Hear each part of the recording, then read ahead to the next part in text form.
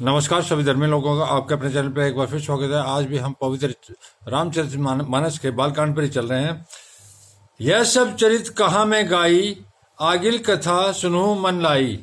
विश्वामित्र महामुनि ज्ञानी, बसी विपिन शुभ आश्रम जानी। यह सब चरित्र मैंने गाकर बखान कर कहा, अब आगे की कथा मन लगाकर सुनो। ज्ञानी महामुनि विश्वामित्र जी वन में शुभ आश्रम पवित्र स्थान में जाकर बसते थे, जहां वे मुनि जप यज्ञ और योग करते थे, परंतु मारीच और सुबाहु से बहुत डरते थे। यज्ञ देखते ही राक्षस दौड़ पड़ते थे और उपद्रव मचाते थे, जिससे मुनि बहुत दुख पाते थे। गाधी के पुत्र विश्वामित्र के मन में चिंता छा गई कि ये पापी राक्षस भगवान के मारे बिना न मरेंगे। तब श्रेष्ठ मुनि ने मन में विचार किया कि प्रभु ने पृथ्वी का भार हरने के लिए अवतार लिया है। इसी बहाने जाकर मैं उनके चरणों का दर्शन करूं और विनती करके दोनों भाइयों को ले आऊं। जो ज्ञान, वैराग्य और सब गुणों के धाम है, उन प्रभु को मैं नेत्र भरकर देखूंगा। बहुत प्रकार से मनोरथ करते हुए जाने में देर नहीं लगी। सरयू जी के जल में स्नान करके वे राजा के दरवाजे पहुंचे। राजा ने जब मुनि का आना सुना, तब वे ब्राह्मणों के समाज को साथ लेकर मिलने गए और दंडवत करके मुनि का सम्मान करते हुए उन्हें लाकर अपने आसन पर बैठाया। चरणों को धोकर बहुत पूजा की और कहा, मेरे समान धन्य आज दूसरा कोई नहीं। फिर अनेक प्रकार के भोजन करवाए, जिससे श्रेष्ठ मुनि ने अपने हृदय में बहुत ही हर्ष प्राप्त किया।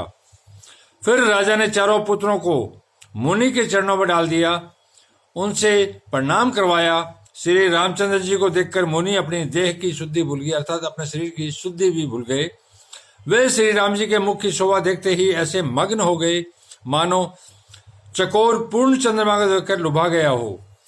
तब राजा ने मन में हर्षित होकर ये वचन कहे, हे मुनि, इस प्रकार कृपा तो आपने कभी नहीं की। आज किस कारण से आपका शुभ आगमन हुआ है, कहिए, मैं उसे पूरा करने में देर नहीं लगाऊंगा।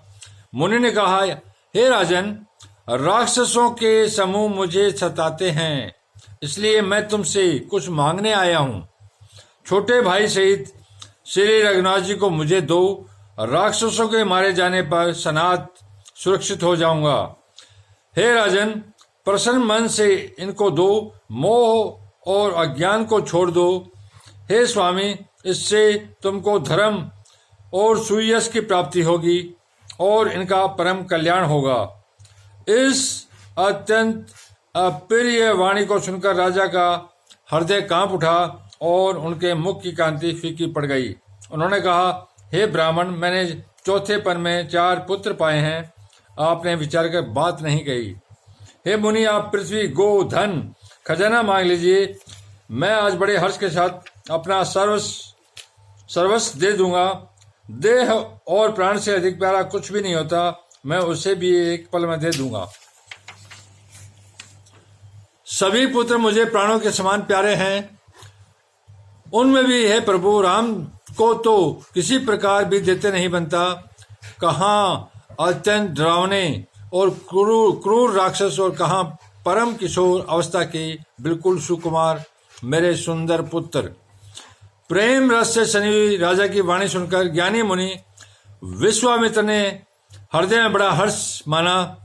तब वशिष्ठ ने राजा को बहुत प्रकार से समझाया, जिससे राजा का संदेह नाश को प्राप्त हुआ। राजा ने बड़े आदर से दोनों पुत्रों को बुलाया और हृदय से लगाकर बहुत प्रकार से उन्हें शिक्षा दी। फिर कहा, हे नाथ, ये दोनों पुत्र मेरे प्राण हैं। हे मुनि, अब आप ही इनके पिता हैं, दूसरा कोई नहीं। राजा ने बहुत प्रकार से आशीर्वाद देकर पुत्रों को ऋषि के हवाले कर दिया। फिर प्रभु माता के महल में गए और उनके चरणों में सर नवाकर चले। पुरुषों में सिंह रूप दोनों भाई राम लक्ष्मण मुनि का भय हरने के लिए प्रसन्न होकर चले। वे कृपा के समुद्र, धीर बुद्धि और संपूर्ण विश्व के कारण है। भगवान के लाल नेत्र है, चौड़ी छाती और विशाल भुजाएं हैं। नील कमल और तमाल के वृक्ष की तरह श्याम शरीर है। कमर में पीतांबर पहने और सुंदर तरकस कसे हुए हैं। दोनों हाथों में कर्मश सुंदर धनुष और बाण है। श्याम और गौर वर्ण के दोनों भाई परम सुंदर है। विश्वामित्र जी को महान निधि प्राप्त हो गई। वे सोचने लगे, मैं जान गया कि प्रभु ब्राह्मण देव ब्राह्मणों के भक्त हैं। मेरे लिए भगवान ने अपने पिता को भी छोड़ दिया। मार्ग में चले जाते हुए मुनि ने ताड़का को दिखलाया। शब्द सुनते ही वह क्रोध करके दौड़ी।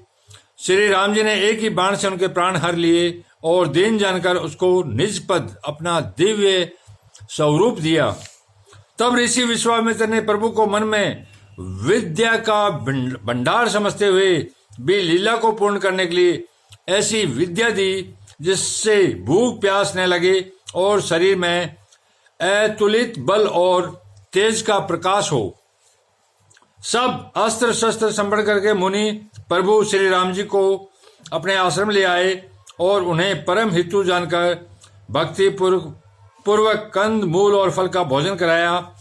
सवेरे श्री रघुनाथ जी ने मुनि से कहा, आप जाकर निडर होकर यज्ञ कीजिए। यह सुनकर सब मुनि हवन करने लगे। आप श्री राम जी यज्ञ की रखवाली पर रहें।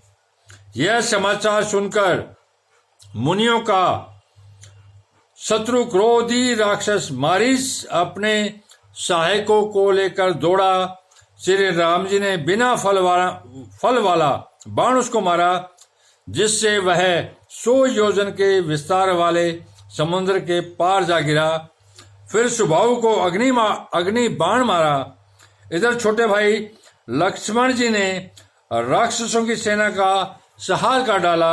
इस प्रकार श्री राम जी ने राक्षसों को मारकर ब्राह्मणों को निर्भय कर दिया। तब सारे देवता और मुनि स्तुति करने लगे। धन्यवाद। आप इसी प्रकार अपने इस चैनल पर बने रहिए। मैं एक परमात्मा और उसके ही मार्ग पर आपको लेके चल रहा हूँ। परमात्मा एक है तो धर्म भी एक है, और धरती पर तो तरह तरह की बातें हैं। धरती पर शैतान का साम्राज्य है, कोई इधर की बात कोई इधर की बात करता है, लेकिन परमात्मा का जो ज्ञान है वो सारी धरती के लोगों के लिए है। जितने भी पवित्र शास्त्र हैं, चाहे वेद हो, कुरान हो, बाइबल हो, गीता हो, महाभारत हो, तौरात हो, इंजिल हो, गुरु ग्रंथ साहिब हो, जैन धर्म ग्रंथ हो, बौद्ध धर्म ग्रंथ हो, ये सारे एक ही परमात्मा के पवित्र मार्ग पर ले जाने के पवित्र ज्ञान के भंडार हैं। ये सारे समान रूप, इनमें कोई छोटा बड़ा नहीं है। तो आप धरती के तफरके के चक्कर में न पड़ के एक परमात्मा का ज्ञान पर चलें, और परमात्मा के ज्ञान में किसी तरह का भेद न रखें। अगर भेद रखोगे तो एक परमात्मा को एक में देख नहीं पाओगे, क्योंकि परमात्मा एक है। जो एक परमात्मा को दो में देखता है वो अंधा है, देखता ही नहीं है। अंधकार से निकलो, उजाले की ओर चलो। तमसो माँ ज्योतिर्गमयो अस्तो माँ ज्योतिर्गमयो। हे माँ, मुझे अंधेरे से रोशनी की ओर ले चल। धन्यवाद। कल फिर मिलेंगे।